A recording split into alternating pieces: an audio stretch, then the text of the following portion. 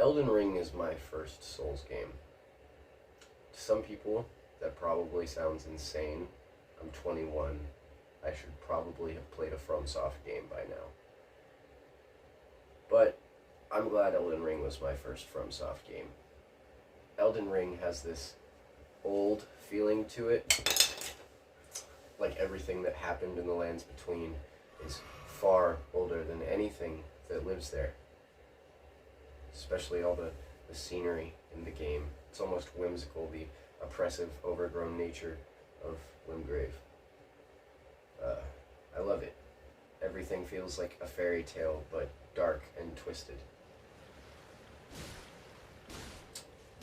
The main menu specifically feels like a very intense, foreboding thing where you are overcoming something instead of enjoying an experience, much like a Dark Souls game.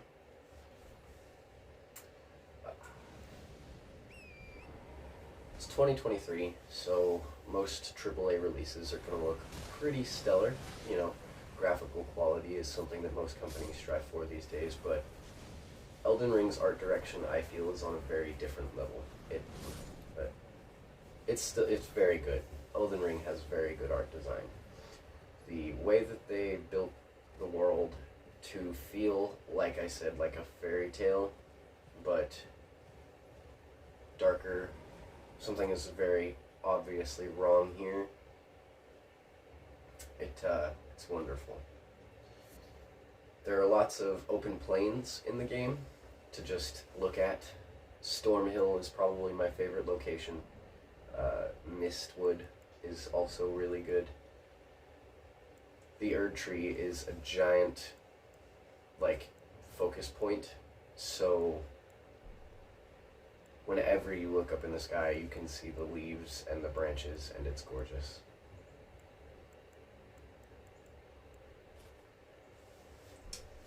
The Safria River is also very beautiful. It looks kind of like a galaxy, though it's a giant cave system underground, underneath Limgrave.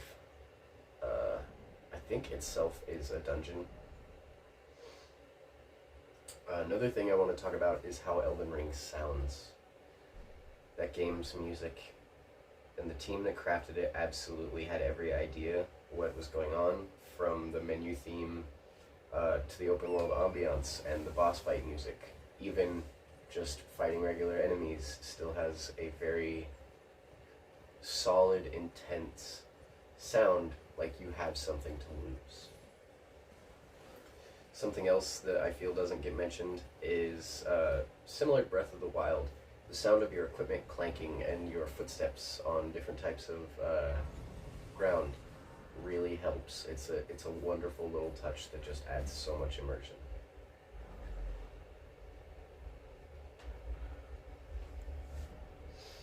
Something I want to talk about is the enemies you'll be facing and the bosses. They're very diverse. I don't think I've seen an RPG with this amount of varying, like, enemy type. Elden Ring has quite a few enemy types, and they're all varied by region. So you have a Limgrave with your basically standard knight and shield enemies for most of it. Knight and shield. Sword and shield enemies for most of it, you know. Knights, the horseback guys. There's even a couple of giants in Limgrave, but it's mostly built around dudes who use melee. And then you have Liurnia, which is the magic capital of the kingdom, so a lot of your enemies are going to be using magic. A lot of your enemies are going to be casting sorceries using incantations, and you'll come up a lot of enemies that drop those items. And then there's Caelid. Caelid is a very wild, blighted place, so there's going to be a lot of blighted and wild wildlife. Very vicious, very gnarly, big, malformed wildlife. Caelid being endgame, it's very scary. There are 60 bosses. I've fought nowhere near that many, but each one has been pretty decent in my opinion. My favorite being the Tibia Mariner Miner in Liurnia. That I think is one of my favorites aside from Renala Renala of the full moon has one of the most beautiful second phases of probably any Dark Souls boss I think I've seen. That was beautiful. Each of those bosses, though, will drop you something called a remembrance, which is an ability that you can use yourself. The three that drop them are Godric the Grafted, Renala of the Full Moon, and Radahn the Mad General, or I believe that's his name. But they're crazy cool abilities that you get to use yourself, and I think that's pretty cool. A lot of the bosses are fan servicey / fodder, almost. They're hard, they're difficult bosses, but they're not built for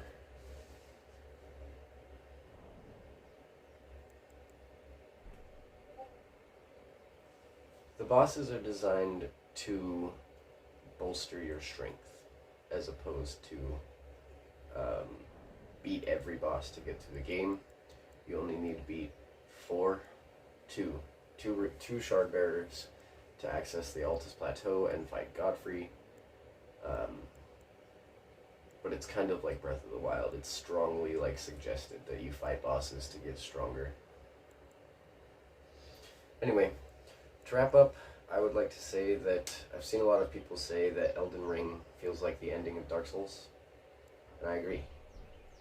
This feels like the end of an era of smacking your face into a wall just for the sake of it, and more of learning how to overcome these obstacles and using everything in your power to overcome these obstacles. It's not, you are in control of yourself. It's not get good or die and put the game down. And I love that about it. I love that. It's probably the reason I'm engaged in this FromSoft game. As a side note, I truly feel like Elden Ring deserves Game of the Year. I haven't played God of War Ragnarok, but from what I've experienced, Elden Ring is Game of the Year material. I truly cannot get enough of the game so far. I've been grinding it almost relentlessly. It's very fun. The build customization is some of the most varying that I've seen in any game ever.